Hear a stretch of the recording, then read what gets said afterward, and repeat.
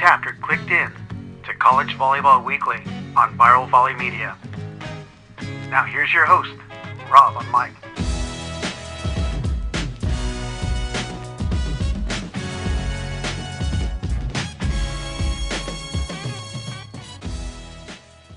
Good day, everyone. Welcome back to College Volleyball Weekly, episode 245. It's a men's top 20, and with me, as always, Brad Rostratter of UC San Diego, Dan Friend of Lewis, Theo Edwards of CSUN, and Jay Hosick of George Mason.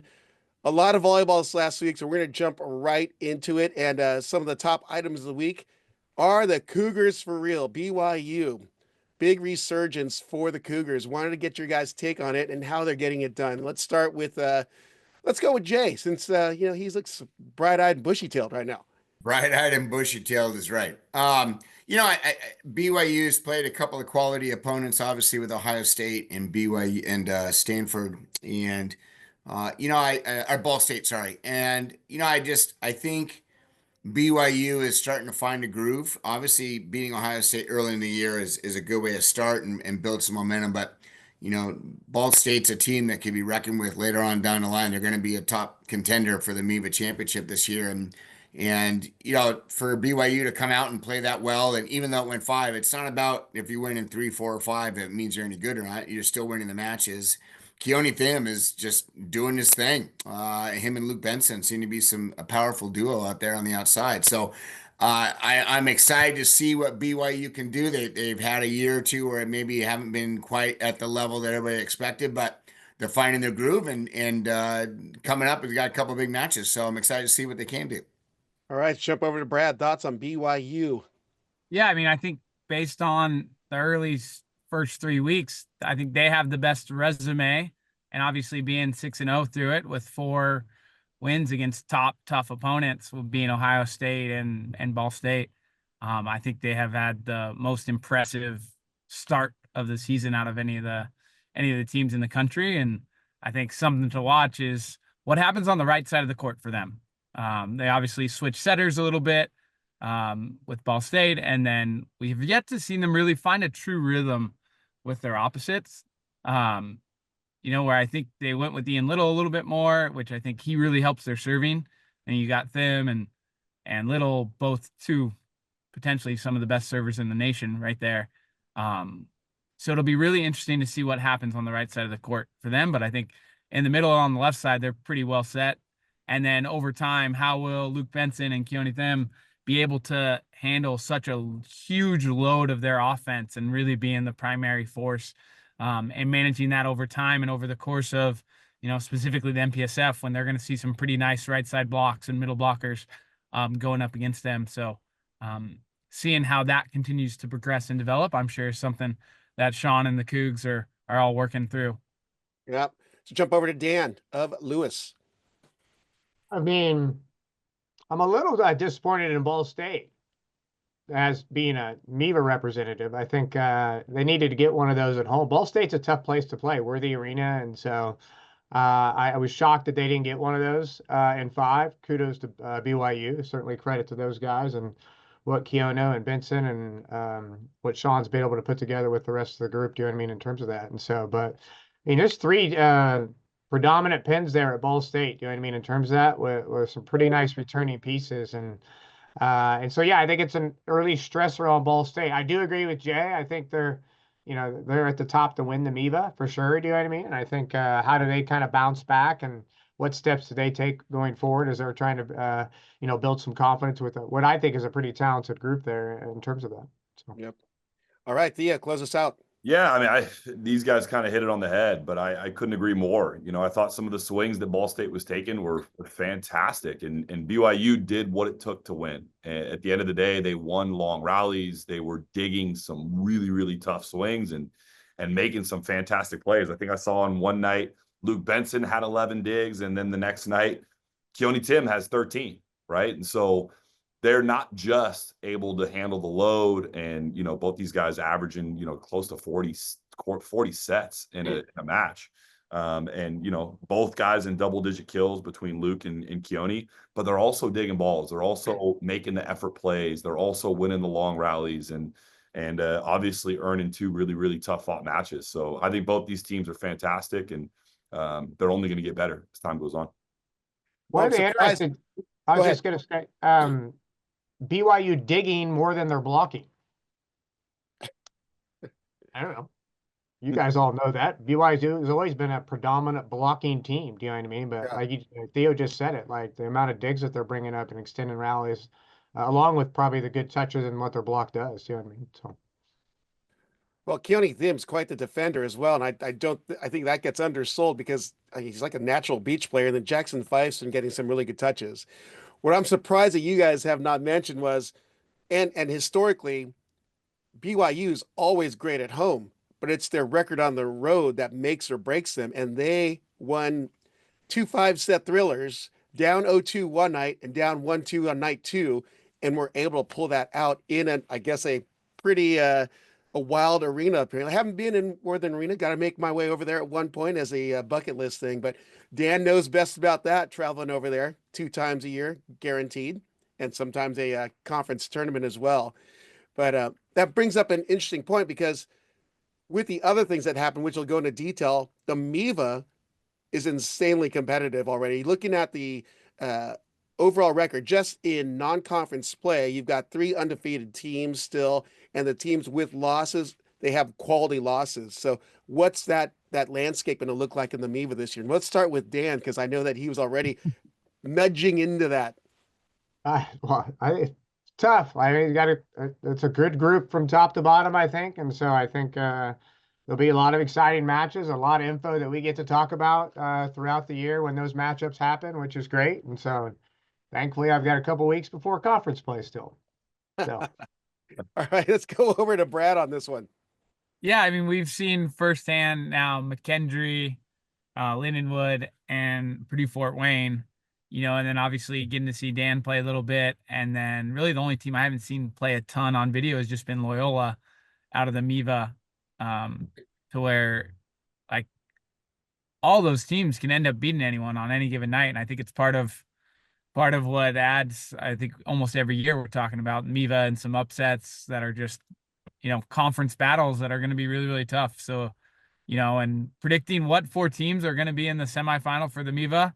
I was looking at it earlier this morning. I was like, oh, I think it could be Lindenwood. Oh, I think it could be Ball State. Oh, I think it could be Lewis. Oh, I think it could be Loyola. Oh, McKendree also so there's going to be a ton of really good competition, and it'll be really fun to see how it all goes together because there's so many differences in play, where you got Lewis and Dan and McKendree who are a little more serve in. Then you got Loyola, Ball State, which have been a little bit more aggressive early on in the season. And then Lindenwood is very competitive and very emotional and really kind of, they single-handedly served us off the court in one set between 3 of their servers. So it'll be really interesting to see how those matchups really shake out throughout the course of the season and then the MIVA conference tournament especially. Yeah. Jay, your take. Brad nailed it. Anybody in that top group, who are you going to pick? Because right now, Ohio State, is the hot hand, but they were a little bit struggling in the beginning of the year. Not struggling, but they weren't what they looked like the other night. And then you got Loyola as a contender. You got Lewis, which is really starting to find a groove. And you got a couple other ones, Lindenwood being one of them, McKendree being one of them, and they're all good. And so I think as the season wears on, I think obviously the normal wear and tear, who's healthy still, who's, found a rhythm, who's found a group that can play well together for long strings of time. It'll be interesting to see. It's a fun conference to be a part of. I'm sure it's nerve-wracking as a coach, but that's what you want. You need to get battle tested week in and week out, and the MIVA right now has got a solid group top to bottom. You mentioned that McKendree starts preseason poll in the top 20. They're at the bottom of conference standings, which is so weird to see because we know that they're a lot better than that record shows. But I'll let Theo take the final word here. Yeah, I mean, this is one of the things that I think is great and so special about men's volleyball, right? The teams are from the top to the bottom. You can look at the rankings and there's a separation, but it's not as big from a skill perspective as some people realize. And what it takes to win is incredibly challenging. And a lot of these home court advantages make a huge difference, and we're going to see a lot of upsets in the MIVA. We're going to see a lot of parity. And, you know, we're going to get to the topics about UCLA and Ohio State and some of the upsets that we've already seen. But yeah, I think the MIVA is going to be really, really fantastic. You know, obviously we played Lindenwood and PFW this week as well. And Lindenwood is damn good. That is a really, really good team. And PFW is not far behind them. And so, yeah, the MIVA is going to be fun. Dan's going to have his hands full. Perfect. That's exactly what he wants to hear. Well, you know, semi-related, transitioning into Long Beach State, who had a Midwest tour, so to speak, and Dan got to witness it firsthand, but they go 2-0 on their trip. Wanted to get your take on it? 3-0. Yeah. What matches was I missing on there? McKendree, Lindenwood, and us. Oh, all right. Gotcha. I'm looking through the notes and only saw the two, but let's start with Brad on this one, on the Long Beach State take in the Midwest. Yeah, I thought, you know, it kicked off with the Long Beach Lindenwood match. And, you know, for us, we were obviously playing Lindenwood on Friday, or this past Friday, up at Northridge with Theo and company. So we were watching that match, and we came out of that match thinking we knew about Schuler, but we really were unsure about, you know, essentially everyone else in their lineup. We didn't really know too much about them, and there weren't a ton of returners within the team. And Ian Schuler was their really one of their main guns last season when they obviously had a good run in the MIVA tournament. You know, and we were aware of him, and then so many other guys just made good plays in that match and really kind of, I think, set the tone for them to really be a competitor throughout MIVA play and really in all of our matches that we had out at Northridge too, you know. And then I was really intrigued to see the Long Beach Lewis match. I just think Dan does a good job, obviously. And, you know, I thought the interesting thing that stood out to me is, one, Dan's shoulder might need some ice after all the challenges he had to throw out, and with maybe the most successful challenges I've ever seen in a match, which was pretty damn impressive, especially given the environment. It just looked like a great vibe in the gym and a full house. So it was really cool to see that. But Dan did a good job of, the team served in a ton, which you would think, given Long Beach's physicality and power on the pins and in the middle, they served in and they got a ton of block touches. I think those block touches led to transition opportunities that really, you know, put them in just about every single set that they were playing, and really competitive. You know, and ultimately, I think Daniil, I'm probably going to butcher his last name, Rob, so maybe you can help me out. Here, I'll save you. Herstinovich. Thanks, Rob. Yeah, what he said. Ultimately, he was the X factor, and he was the guy that really kind of kept them steady, kept them afloat, and his numbers really demonstrated that. So I was really impressed with his game going through it, and I've seen him play quite a bit this fall and last fall, and so know he's a pretty talented player. But I think he really stepped up on this Midwest trip for Long Beach. I've got to piggyback on what you said, because he was actually one of the guys that picked out, because he's actually first in attempts for Long Beach State. He's averaging 3.92 kills per set, hitting a scorching 404. I thought that was me, Skylar Varga this year, or Soto Chapanis, but he's the horse for Long Beach State. So with that, I want to jump over to Jay and then Theo, but I want to finish with Dan, because I wanted to ask him some particulars about the match on Saturday night. So go for it, Jay.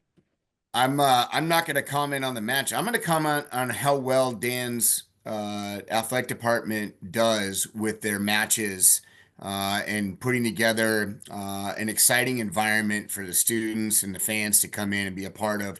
You know, it's easy when you're a big name school with all the big name products and all the endorsements and all the, you know, the accoutrement, if you will, to come into a match and be a part of something big. But, you know, Dan's school obviously is not a giant juggernaut. It's a small little D2 in the middle of Romeoville, Illinois.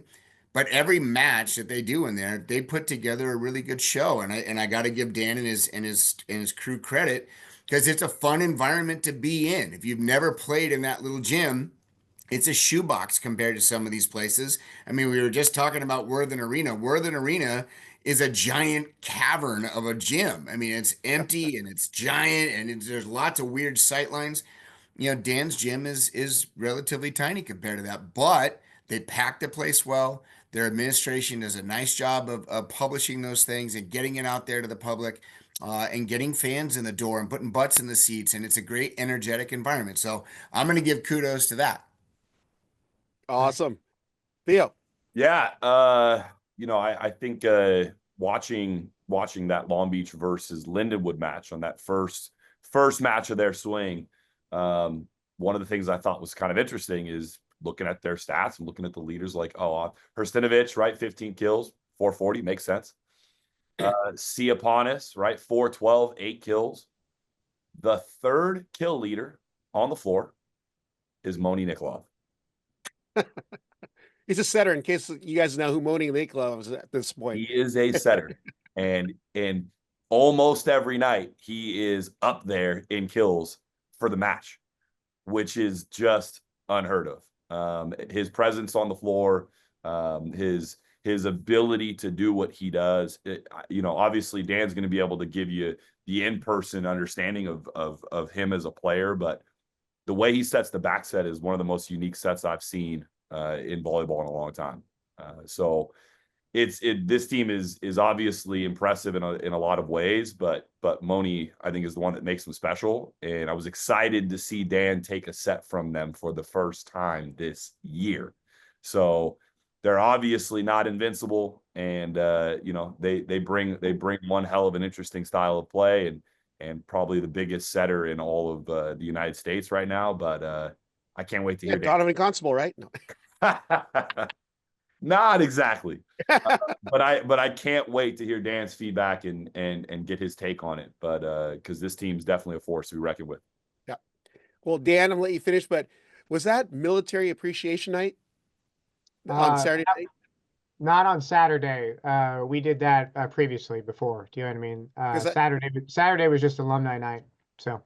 Well, we like them too, but I think it's so wonderful you guys do those theme nights, and it just brings in such great crowds and just shows support of the community. But Jay commented, great vibe. I mean, I got to see some of the video on Instagram, and that place was rocking. I love seeing volleyball matches like that. But I want you to take over here and just describe the week of play for Lewis, and then culminate with the Long Beach State match on Saturday night.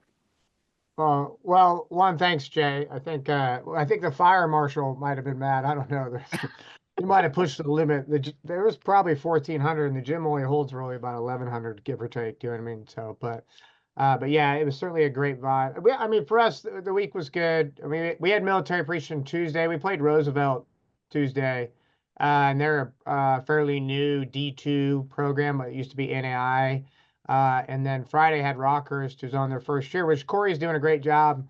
He's got some transfers in there. There are some solid players, and I think they took a game off Loyola the next night. They had pushed McHenry to 5 the week before, and so that was on Friday, and that was a good win by our guys in 3. And so, but yeah, I think ultimately Saturday, I was proud of my guys. I thought they competed well, and we put some pressure on them in game 1, which was key, and then they responded. I think that the X factor is what we talk about. I mean, certainly the opposite was a stud, but Nikolai, that guy's just next level. He's a guy at the end of the 2 games that we lost by 2, and he served an 80-mile-an-hour ball. I don't know. Yeah, viral video right now. I had to pull that up on Volleymetrics to see that, and then put it with the video from the fans. I was like, I think got some pop on it. I mean, you talk about Olympic level type of serve, do you know what I mean, in terms of that. So I think, and some things I saw him set a ball from the one side of the court to the other side of the court on a flick of a wrist that you get caught watching it, do you know what I mean? And I saw middle back dive past the end line to dig a ball. He digs it up. Nikolai comes from right back and hits it. Not sets it, he hits it at 15 feet and just obliterates it.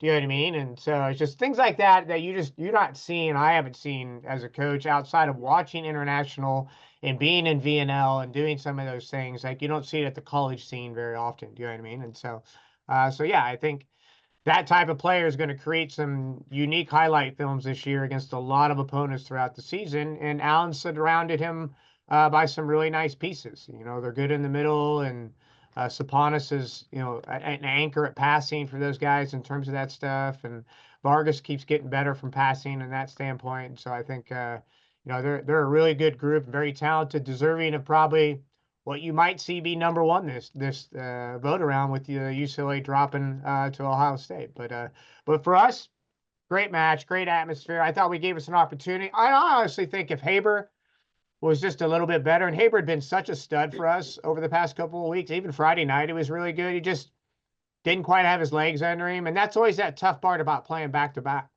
You know what I mean? Yeah. They played 2 games, had a day off, and played us.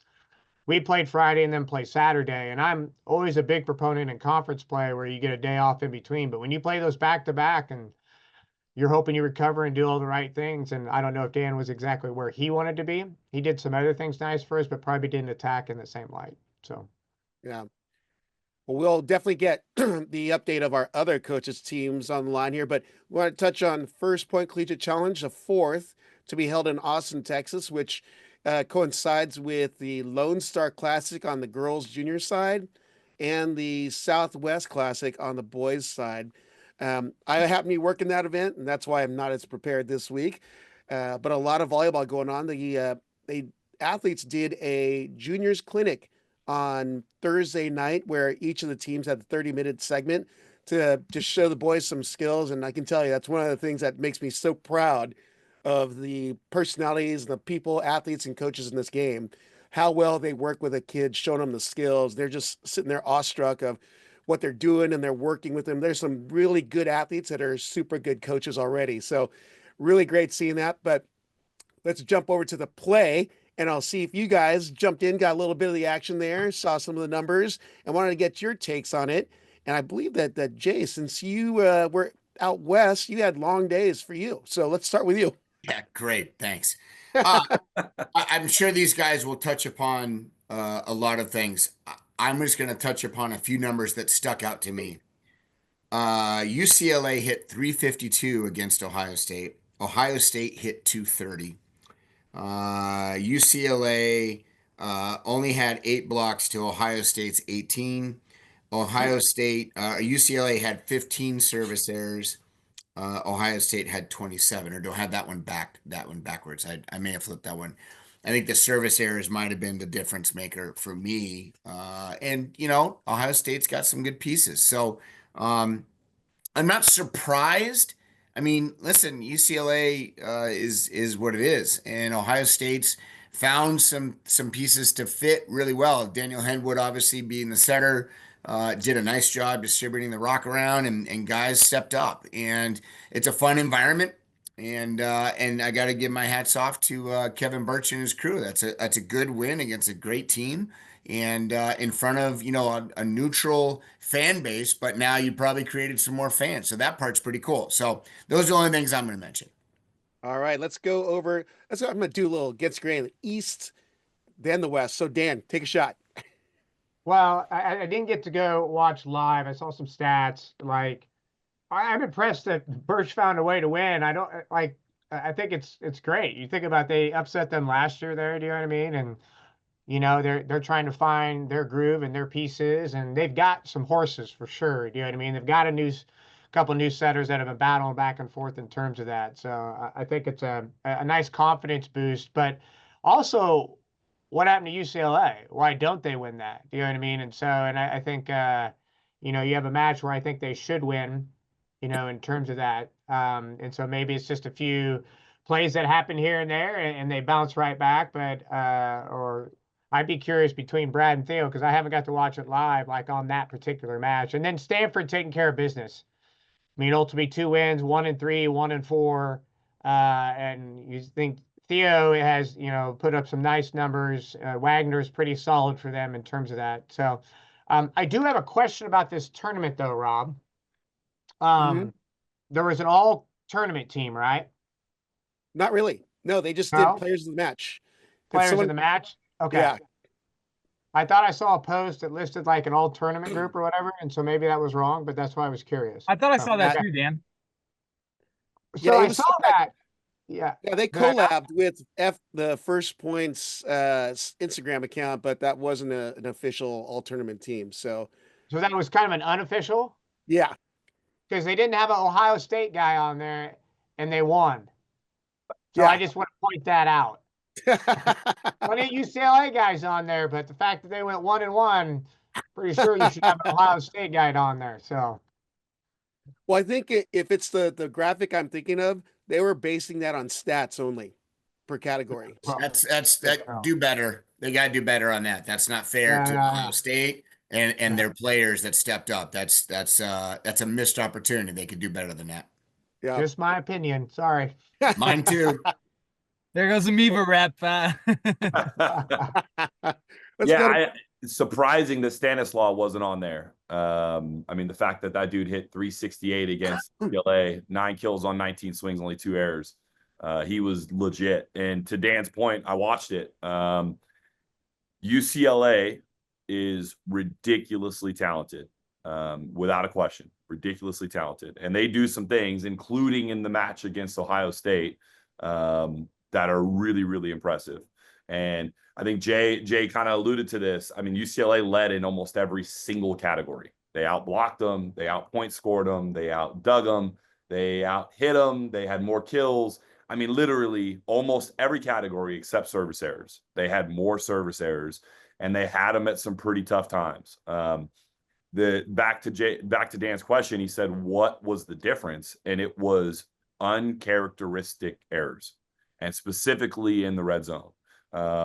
Both Ito and Cooper Robinson had some really, really crucial mistakes at really, really big points in the match, and they were mistakes that we just didn't see them make last year, right? And honestly, mistakes we didn't see them make against Penn State the day before or whatever it was.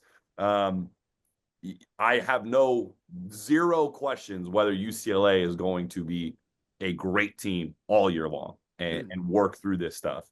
But I do think that Merrick McKendry and Ethan Champlin not being on the floor, it causes any team to have to figure some things out. And Cooper Robinson struggled with some passing stuff at certain points. And to give Ohio State some credit, they didn't miss a lot of serves. I don't know that any of the serves were really going to blow your socks away, but they were consistent. And when UCLA was under pressure and had some stretches where they were struggling with ball control or making multiple hitting errors, Ohio State would pop in another one and another one and another one and another one and just wouldn't let off the gas. So I same thing that these guys were saying. I give a lot of kudos to Ohio State and Kevin Birch and those guys getting it going. UCLA is going to be in the gym, I guarantee, this morning, working some things out.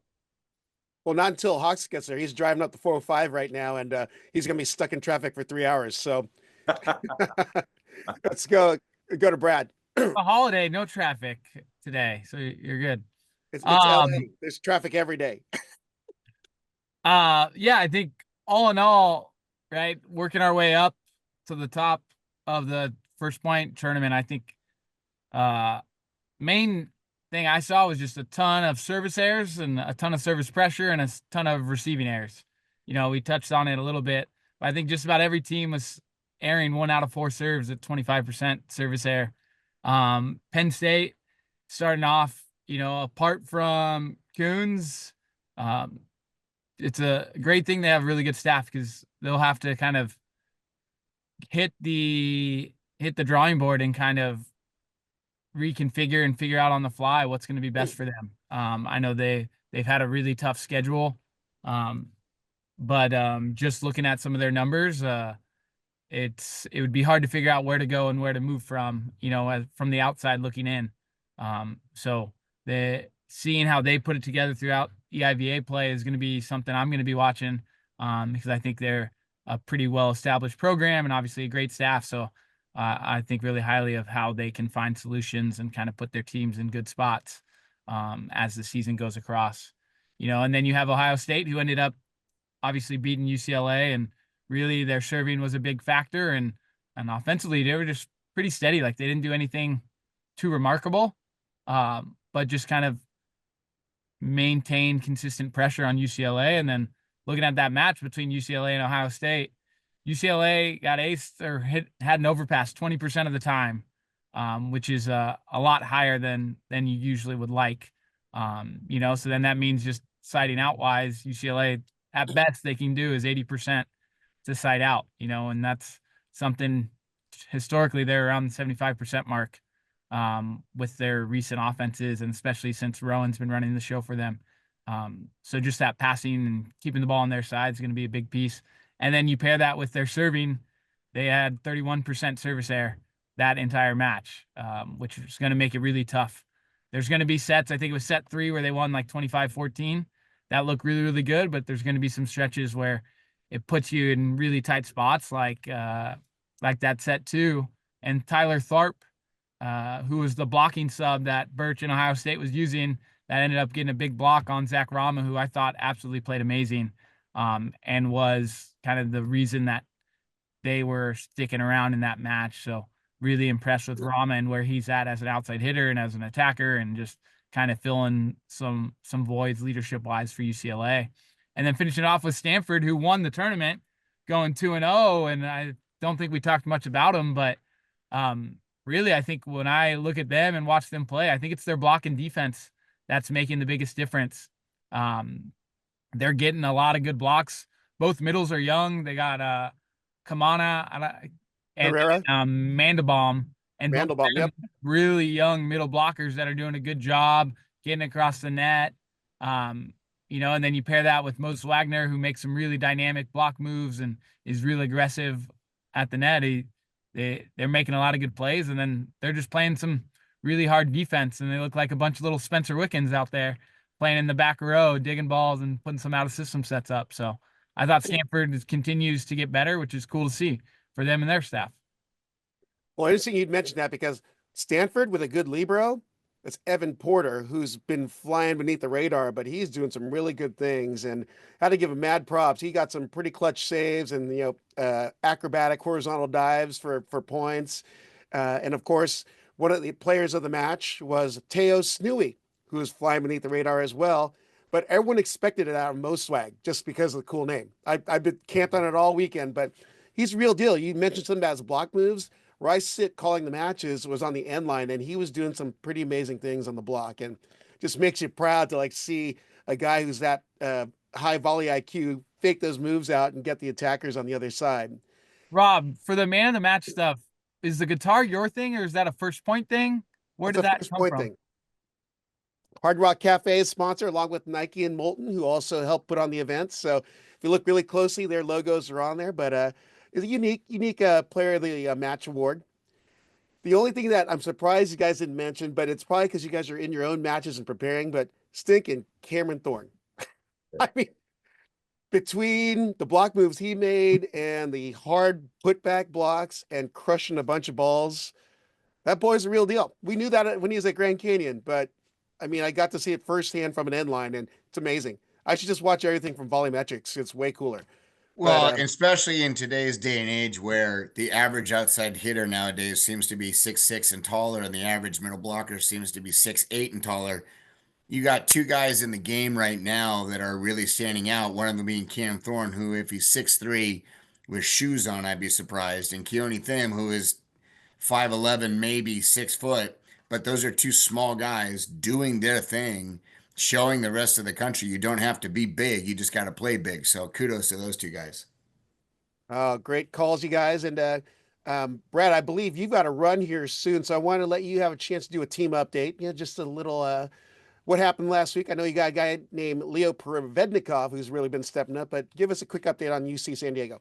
Yeah, we were up at Northridge. Well, first we had Jake. Theo. First we had Jake come out, and he came out on his West Coast trip and came out to San Diego for a match, and great to get to compete against George Mason and have them come out. Selfishly, we're glad it was Jay's first match because there's definitely a lot of talent in the gym, and and lots of pieces that I'm excited to see how they progress throughout the IVA play. And that night, Leo Provednikov, he was pretty unconscious from the end line and as an attacker, and it was cool to see someone who's been grinding and getting better in our gym have some success early on there. And then we were up at Northridge playing we had our Under Armour Challenge, and we were going up against Lindenwood and Purdue Fort Wayne, which are two teams, staffs, programs that I continue to think are on the up and up and continue to rise and face a little bit more adversity. We didn't play super clean, super great throughout that. But I think blocking wise, our middles are doing a good job of running the show. And then, offensively, we're doing just enough to be able to stay steady and kind of keep things ahead. And then we're up at UCLA this week, and then we're hosting Vanguard University, which is the school I used to coach at. They're coming down and they're playing. We're actually doing a 25th anniversary for the 2000 Division III San Diego Men's Volleyball National Championship team. So it's their 25th anniversary. So we're hosting them. They're coming to campus. They're all going to Blacks to go surfing. Then they're going for a little mixer, and then we got a little dinner in the arena set up for them, and they'll come down for the match on Friday night. So really excited. Busy weekend or busy week for us ahead. But yeah, things have been pretty good. Yeah, just tell them to cover their eyes when they walk on the beach, right, Brad? That's your only warning. Yeah, you don't want to. Some things you don't want to see down there. Well, it's funny. I was going to say to Jay that I got just a random message on YouTube saying, "Hey," and the user's name was Rad Rothschatter, asking for your starting lineup for Tuesday's match.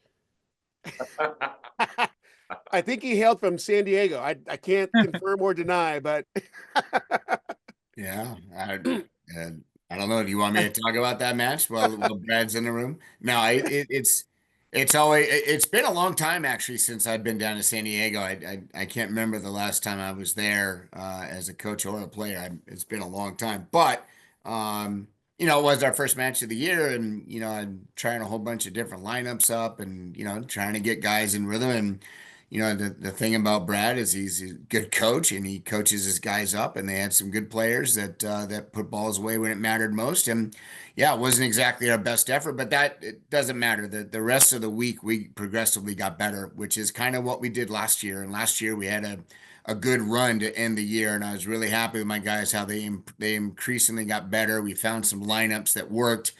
Ended up going 4 with Grand Canyon on Saturday and felt really good about 3 of those 4 sets. And I think, we kind of turned a corner, and that's what you want, right? I mean, I could, schedule teams that maybe aren't historically strong all year long on the first, second, and third matches to kind of get into a rhythm. I kind of feel that it's better for us to go against big teams and see where we fall, and then we're going to learn a lot more that way. And we watched video from Tuesday, we saw the errors that we had made, and we watched the video on Friday and saw that we had learned from a couple of those mistakes. And on Saturday, we took the first set and felt good going into the rest of the match, and we didn't win, but I really liked the way we ended the weekend. And I just felt that we're getting better. Last year we did the same thing. We started out 0-2, and look where we ended up. So I'm okay with that. And kudos to Brad for that victory in the rest of the week. So it's all good. Yep. We go to Dan, but he already did his update talking about. I just got to jump off real quick. And then I just wanted to shout out 2 quick shout outs. First, the 2013 NAI Men's National Champions from Concordia that I was a part of. They got inducted into the Concordia Hall of Fame. I didn't get to go there because obviously we were playing up at Northridge. So just shout out to all the guys there and all the boys. So I was bummed I missed out on the chance to get to spend some time with them, but obviously we got to do what we got to do. And then my player, Trent Mosier. Established that early, right? Yeah, I just wanted to get it in there, before someone steals it. But he's the transfer from BYU. He's back home in Arizona, and I think it's a great fit, and it's been cool to see him playing so well early against NJIT and George Mason, but had a great week. All right. Brad, safe travels. Thank you. Good luck this week. See y'all. Everyone else, we're still hanging on. But that means that leaves Theo left to do his update, but I ran into a certain individual who said, Yo, Rob, that Under Armour was my idea. We'll just say his name rhymes with stock. That's all I'm going to say. Yeah, you know what's funny?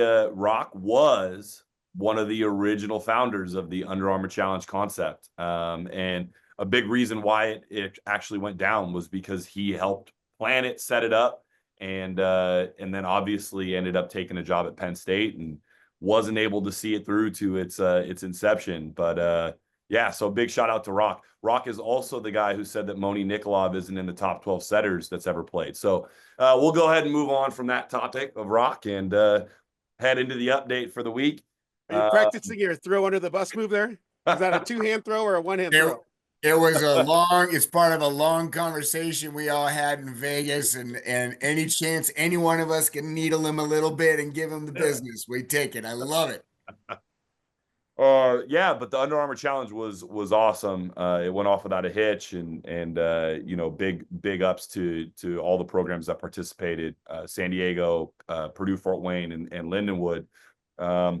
Our team, you know, unlike Brad's team, who I think is very similar to last year and you know, didn't lose much. We're very young and very new.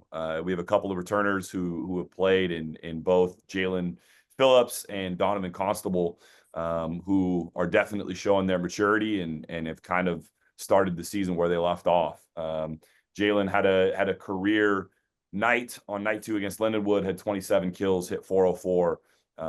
And he really is playing some great ball right now. And he's not 100%. He's actually been a little bit banged up and was dealing with a hyperextended elbow in his hitting arm.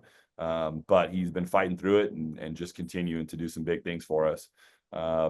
Yeah, we were able to get both wins against Purdue and Lindenwood. And, you know, we've got the emergence of some of our young guys that had some debut home matches and both Stilly and Delabozov, and Joao Favarin, who are 2 middle blockers.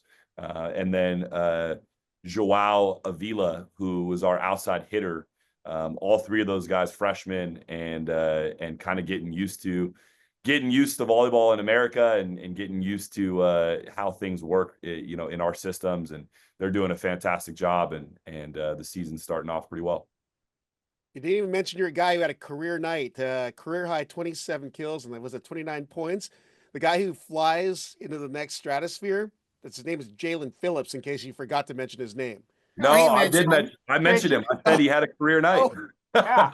All right. Taters out of your ears, Rob. Call my MFT. Yeah, no, he's playing great though, Rob, and doing it in a way that's incredibly humble and just being a fantastic teammate at the same time. So, yeah. Well, Irvine was off this week, so I got nothing to say, but they come into a big week, and we'll talk about that later. But the only other team I want to touch on here in our little update or focus on was Hawaii, because they had 2 matches against Princeton, won them both. But one of the things that I'm realizing as I'm looking at the stats is they're really beginning to develop a triple threat at their pins now with Weeder, Tetrisky, and Rohr. That's we finally got an American on there, a Frenchman, and a Bulgarian. Or he's Turkey, from Turkey? Tetrisky's from Bulgaria, I believe. Yeah. So watch Hawaii. And with the upset of UCLA this week, there's going to be some shifting. There actually could be a lot of shifting this week. That'll be interesting to see when the poll comes out in a few hours here. But I wanted to put it to you guys. Were there any other matches we wanted to jump on here before we start looking at what's coming up in week 4? And we'll start with you, Dan. Well, a couple. So FDU beat Barry. Barry was undefeated, I think, when they opened up their inaugural season. So, so kudos to Carl and their group for getting a win in the bag there as they get kind of going. Do you know what I mean? A little bit. So, but that was one that just popped up to me. Because I know there are a lot of other matches that went on. Do you know what I mean in terms of that? And so, you guys have any other ones? Yeah, I was just going to mention about Tread in the first game, I think against Princeton, or second game, I forgot what it was, but he went for a dive on a ball on a tip and collided with his middle blocker and literally scorpioned his legs over his head. And he stayed laid on the ground for a good couple of minutes, and everybody was kind of in shock. And the kid got up and had some blood coming out of his nose, and within a few seconds went back to the training table, you know, got a little Little guy shoved up the nose there, went back out immediately. Didn't even take a point off. Went back out immediately and led that team to victory against Princeton, who had a decent night. But that kid's tough as nails. So I got to give that kid some credit. He gets the Tommy Berger tough guy of the match because I see your little plug there in the back, Jay. I was laughing. I didn't realize it said that until you started. There we go. Trent Rosenthal, Jay's Tommy Berger Player of the Week. So no, it's not my Player of the Week. Don't steal that. Don't steal that. I've got one guy. So, and let me go first when that comes. There we go. Well, what do you mean? For mine's Jalen, so you can't take him. Yeah. Well, yeah, the only other one we might have missed, Rob, is the St. Francis Loyola one. And really, you know, I haven't had an opportunity to watch St. Francis play this year. But Loyola's quietly doing some really nice things. And, you know, I think beating a team is always tough. Holding them to less than 15 in every single set is incredibly difficult. You got to be serving really well, and you got to be really crisp and super efficient. And Loyola was able to do that. So obviously the MIVA Player of the Year is there in Parker, and you know that team is really good, and we know that they're going to be a force to be reckoned with. But it'll be interesting to see once they play you know, a top ranked team. Or my favorite match of the year is when they play Lewis. I can tell you Zini's out for St. Francis. I think he blew his ACL, so that's a tough piece for Rummy to lose because that team was pretty centered around him. Do you know what I mean? So yeah. Zini is definitely a hard piece to miss. That leaves it all on Deerdorf for the most part offensively and getting points. Zini came to Irvine last year, met Rummy for the first time as well, and that guy is a tight end playing oppo. He is a big dude, and he's got quite the whip of a lefty when he swings, so that's unfortunate. And I know he'll work with the pieces he's got, but that's a big piece to lose. Zini's a right-hander, by the way, not a lefty. Is he? Okay, I'm thinking of the wrong guy, but he was still a beast. I know he's a 6'8" tight end. Oh, he's built like a shithouse truck. Family friendly. Well, brick house truck, you know what I'm talking about. He's built like a linebacker. He's a big kid. Yep. And Theo, you're saying Loyola's really been flying beneath the radar too, obviously, but they've got Fabakovic, the Player of the Week, National Player of the Week, and then Parker Van Buren, of course. And Loyola comes in this week. They are one of 3 teams left undefeated in the MIVA at 4-0. Queens is at 5-0, and Quincy 1-0, but one match. I don't know if we can count that quite yet, but still, they're doing some good stuff over at Loyola. So be the rematch of the 2015 National Championship where I first met Dan, because I was working up at Stanford on that one. One of the best national championship matches I've witnessed firsthand. That 5th set was quite the brawl. If you can find it somewhere online, you got to watch that 5th set. Felt bad for Dan, though. His team fought hard, but in the end, that was Cody Caldwell, Thomas Jaschke on that team at the outside for Loyola. So any other matches? If not, we're going to pick our players of the week, and that would be Jay if that's the case. Yeah. We're gonna do our upcoming matches after this, correct? Yes. Okay. Well, I'm gonna steal a little of Dan's thunder. I was going to mention Jalen Phillips. Kid had 19 kills against Purdue Fort Wayne, hitting 471, 27 kills against Lindenwood, hit 404, and that's not an error message, 404, by the way. And if that kid's got a hyperextended elbow, I suggest every week you hyperextend it a little bit more just to keep him in rhythm, because that kid was unreal. I'm going to go with Keone Thim again. 19 kills and 23 kills in his 2-night performance against Stanford, or Ball State, sorry. And short guys getting it done. I got to give a little love to the short guys out there. That kid's an absolute beast. So yeah, there's my 2. How you like that, Dan? Phillips and Thim. All right. That's Jay's pick. You know what? I'm going to go with Dan because he's got a good thinking post going right now, and I feel like it's a good one that's going to come out. Well, since we both kind of have Jalen, because we both agree the hyperextended elbow helps him get more kills, I'm going to go with Benson as well, because I feel like Benson and Thim were both fantastic, do you know what I mean, in terms of making those 2 wins. And so we're pretty sure Benson had 23 kills on the one night, you know what I mean? And so So yeah, we're kind of a combo. We're sharing one guy, and we each got a guy from BYU. Do you know what I mean in terms of that? So. Wow, just kind of two-ish there for Dan and Jay. Let's see what Theo's got. Yeah, so I got to go with Moni Nikolov, probably a guy that we're going to mention quite a bit all year long. And not because he had 30 assists against Lindenwood, but because he had 7 kills too. Yeah, ridiculous. So he's number one. The other guy that I think I got to mention is Cameron Thorne. And I think, Rob, you mentioned him a little bit earlier, but that dude is a walking highlight reel. And the blocking, the attacking, I mean, he just does it all. And even though they dropped one, I think that guy's going to have a pretty special season at UCLA. When is the last time, and maybe you guys have this answer, that anybody's had a triple-double as a setter with assists, maybe blocks Kills, or or digs, and then kills? I wouldn't be surprised if it's been a long time, if not forever. I'm going to go out on a limb and say this guy could get a quadruple double this year. He is that good. He is that good. He is that good. Yeah. He's still got to go through Big West play though. Doesn't mean he can't doesn't mean he can't get those things. It's just the kid is a walking video game highlight. It's ridiculous how good this guy is. Kevin It's no longer beast Kevin mode. Colling It's had a cheat triple code. double for us once. Did he really? Okay, there you Yeah. go. So, Who did? I Yeah, missed that but- name. Kevin Colling, he had a triple double for us one time. But That's and that rare makes for sense centers. because he's that type of athlete, right? Yeah. Like he Yeah. is big, has a great arm, and he's a great setter. Yeah.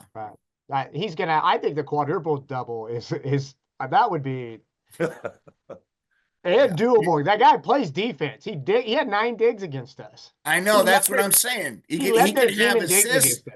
The assists are a no-brainer.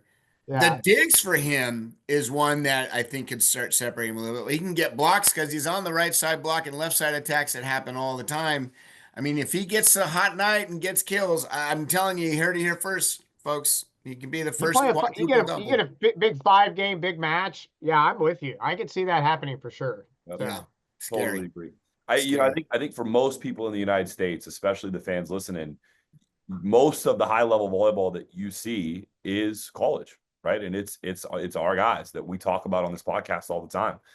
Moni Nikolov has played in VNL.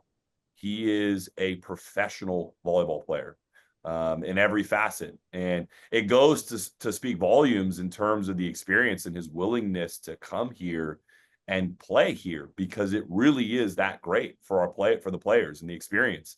But he has played against grown men and was doing that at a really, really young age, and obviously being a part of a volleyball family. So he is a special talent, and I think a lot of people are going to be really impressed when they see him play live. Well, let me challenge you with this, because you have internationals and I have a couple internationals. Yep. You know, at what point? How many internationals is too many? Oh, someone's on volley talk here. Uh-oh. And I get this. Don't tell me I don't. I mean, I love our Turkey guy. OG's awesome. I love our Bulgarian. I think there's a great culture piece for our teams. It's all really good. But at some point, do we hurt our own developmental system? Well, especially with the roster limit now being a thing for a lot of programs, at what point do we start to look at the rosters and saying we're now limiting the growth and development of our national team pipeline? I'm with you. I like foreign players just as much as anybody else, but is there a discussion? I'm not saying it should happen, and I'm not saying it shouldn't happen. So don't anybody send me any hate mail. I don't need any of that. Japan has limits on how many foreigners come into their leagues. Plenty of professional leagues have limit on foreigners. Do you know what I mean in terms of that? So here's my argument to it, and I've thought a lot about this. Right? I think that the United States, you look across the board at professional sports, and regardless of what or who the product is, once it belongs to us, and essentially Moni Nikolov representing NCAA men's volleyball is great for the game. And the more the game grows, the more states support it, the more high school volleyball that exists, and the deeper we get in terms of building what Europe already has at the youth level, right? Like we talk about this all the time. Our best club players are practicing 2 to 3 days a week for 6 months out of the year. Moni Nikolov has been playing 5 to 6 days a week for the last 7 or 8 years of his life. And there is a dedicated, absolute, they love volleyball. And Europe is playing it more than we are. And the more that the brand gets better here, I think you still see the expansion of United States volleyball, because Moni Nikolov is United States volleyball right now. So I think the better the volleyball, the better it is for volleyball. So whether that's international or it's American is irrelevant to a certain extent. Okay, but you didn't answer my question. So, like, I agree with you. I think the product sell is fantastic. 100% agree with you. And that high player never needs to go away, or those high international players never need to go away. What I'm talking about is that American kid seeing an American guy, Matt Anderson, Taylor Crabb, Taylor Sander. Yep. And not losing those spots, all of a sudden, because your roster all of a sudden doesn't have that guy on that team. Does that make sense? And maybe there's a balance with it. It's just interesting to see. It's a total shift of parameters. You went from late 90s and early 2000s, where we were flooded with internationals, to it all went away because they got in trouble for playing professional, to being purely American players for another 15, 20 years, to the last 2 or 3 years, to swinging all the way to the other side again. Do you know what I mean? In terms of that, about how many internationals. And so that's why I think if you just look at the paradigm shift that's happened in the past 30 years, it's interesting to look at. And I'm like Jay, I mean, I think it's great. We have a few international guys, and we'll continue to recruit international guys. But it's an interesting to kind of look at the dynamic. And when you go to look at the finals and how many are international now, and will that pay dividends for us? Or are we, with the 18 roster, are we going to start limiting some of those spots? And I don't know. It's just it's a question, not a, hey, this is happening. Do you know what I mean? In terms of that a little bit. Yeah. I think it's an interesting one, Dan. I think one of the biggest challenges that college athletics is facing across the board is what is it all going to look like? NIL and all of the changes that we're seeing. What does it look like? And I think it's the thing that's interesting now, at least, is that internationals can't take NIL. And so it's really just scholarship still for them. And so you say that's not a true comment. It's not true. It's not true. There's a back door on that. So, and I'll enlighten everybody. I'll quickly. When you go off mainland property and you go somewhere else, like an island, let's per se, for a tournament of sorts, NIL money flows like water. Yeah. It's just shaped deal. Puerto Rico. That's what you're talking about. It's not called NIL money, but internationals, they get money. It's just labeled different. You know what I mean? In terms of that. So, the landscape, it's great for the game. And Nikola, I mean, he had a fan club here. There was a Bulgarian fan club here that was waiting to get autographs after the game. Well, that's going to follow him everywhere, which is great for our game. And he's probably only going to be here for a year or two. Maybe he'll be here, but I mean, because the guy's going to get paid millions. Do you know what I mean? So in terms of that, we should use it while we can, because he certainly does promote the sport across the board for us. Do you know what I mean? In terms of that, so. Well, just a couple things I mentioned with Moni Nikolov coming. I remember speaking with Alex Nikolov, the older brother, who was at Long Beach State in 2022 and received the AVCA Player of the Year and Freshman of the Year award. Happened to see a guy at the UCLA refreshment bar who was lanky and just as tall, if not a little taller. And even Alex said, "Hey, that's my brother, and he's actually better than I am at that age." I'm like, "You got to be kidding me, because you're a monster." He's like, "He just sets, but he can hit too." And I'm like, "I got to see this." And obviously we're seeing that now. And then 2, I believe Skylar Varga was also on a Canadian VNL roster. So Long Beach State has 2 VNL guys on their roster playing here in the NCAAs, which is great. I mean, it's the highest quality volleyball. And then this topic of internationals just was perusing Volley Talk, and that's been the hot topic this week. Do we limit it? So this may be a longer discussion that we should have here because it's interesting. It's always been fascinating to me. I just don't know the bureaucracy or the admin behind it and where the money comes from and the legality of it. I just never really educated myself on Is that that. you making a call already that Nikolai is going to be the repeat freshman and player of the year? Is that you doing that, Rob? I'm just throwing that out there. Do you know what I mean? I don't know, man. That's gonna be a tough one. We got a lot of internationals that could be in there. Like you're looking at Roar. You got Heno, who's they have the week off this week, so his stats are low, but his averages are better than last year at this point. So there are a few other guys I know I'm overlooking. I apologize, but there's that much talent, which is awesome for the game. Like I'm trying to get all these new guys that are on the radar all across the nation. So I'm excited. I mean, Hawaii's got a few guys that could step in there, and then of course, your guys at Lewis, Loyola. It's phenomenal. And then Jay's got some Puerto Rican guys I noticed on his roster. Rob, you just could have said, yeah, that's my pick. It would have been fine if you said that. Okay, No, so you don't have to. I don't want to get hate mail from coaches. It's all right. So you're not mentioning my guy. I don't want to get hate mail from coaches. I just thought I'd throw some controversy in this podcast at the end today. I felt, like I'd throw some things out there. So. I like it. Well, I mean, even Theo's getting some international guys, and seeing what they're doing. It's like I was shocked to find out they're freshmen. So good for you. Let's go over to matches to watch in week 4, and I know there are a lot, but pick a couple, so we can jump around the ESPN streams. Big Ten now announcing their partnership with MPSF this last week, which is big news. Forgot to mention that, but that's behind a paywall, just so you guys know. Not endorsing, just let you know. So let's start with Dan. Oh, great. Yes.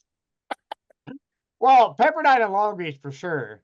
You know what I mean? So that'll be a fantastic. That match is at Malibu too. So now Long Beach knows how to play in a small gym. It'll probably set them up nicely as they go into Pepperdine. Do you know what I mean? So, but there's the Ohio State Penn State, which is fantastic. The Big Ten, Big Ten Classic, what they're calling that? Big Ten Classic, yeah. But that'll be great. You got two teams. Ohio State coming off a win, Penn State trying to continue to kind of improve where they want to be. Do you know what I mean? So, but I could pick a few others, but I got those two, and I'll let the other guys go. So, all right, go Theo. Yeah, I'll jump off the theme, right? We were saying, are the Cougars legit? We're gonna find out. BYU, UC Irvine. That is going to be one hell of a match. So super, super excited about that. The other one I think is kind of interesting is Santa Barbara and Grand Canyon. Yep. So two really, really great teams. And obviously Grand Canyon looks a lot different than they did last year. But they're winning. They're winning ball games and they're doing it well. So I think that's a great team. And Santa Barbara has figured out a lot over these first 2 weeks. And so it'd be cool to see them go toe-to-toe. All right. Close out with Jay. I'm only picking one match this week. Sponsored by El Tepeyac and Filiberto's. And if you know, you know. El Tepeyac, the best Mexican restaurant in LA, hands down. Filiberto's, the best 24-hour Mexican restaurant in any city that they are located. There's at least 78 different Bertos in the world, but Filiberto's is the number one. All right, are you getting cash on the side that I'm messing out on? Trying. I'd like to know this. Are they sending you gift certificates of food and stuff? Just send me a burrito. Just send me a burrito and I'll be happy. Anyways, that match is USC versus Northridge. Here's the reason why. USC is made some changes this year. They look like they're a better team than they've been in last year's. And Theo and his crew are riding on a high right now. Are they the real deal? That match is going to give us some answers. And I think Theo nailed it on the head. He's got some young guys, some foreign kids especially, but young guys, and a really good setter named Donovan Constable. They're going to be a handful. I'm going to be watching that one like this. That's the other battle of LA, which is always a fun one to watch because I believe, Theo, you had them, beat them last year, the last matchup. Yeah, we went 5 at their place last year. So I think we're trying to get Nygaard on next week. Both you on the same time after the results and see how that goes. With that, unless there's other matches, we done? Jay, Theo, Dan? Okay. All right. And with that, I wanted to say thank you to all the people in Austin that I got to meet that listen to the podcast. It's mind blowing. They come up and say, "Hey, the guys do a great job," and I cannot thank Dan, Theo, Jay, and Brad often enough because it's such a great dynamic, and people enjoy the banter, but more so the information that we've been providing because you guys give such great insight. And I encourage you to follow their programs, follow anything men's volleyball. We are seeing such incredible traction so many places. I met some new content providers that are throwing some stuff out there. Some of it good, some of it developing because they're young guys. And I want to encourage them to do it because there's guys who are young coaches. They're young guys who sit behind on VIS and process the stuff and then put up graphics and video. Please support their stuff. Get the word out there.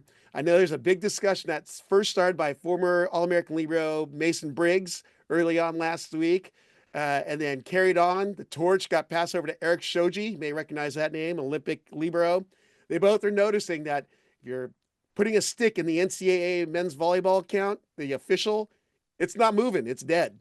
And they've been calling it out. And definitely there's a contingent out there who want to see more content. So NCAA MVB, it's good putting stuff up from content creators, and they're also getting scores and updates. And a lot of that is coming from these guys, schools, content creators who are independents, but they're putting good stuff up there. So keep the game growing, follow their programs, and can't thank you guys enough. And I wish you the best luck in your week's matches.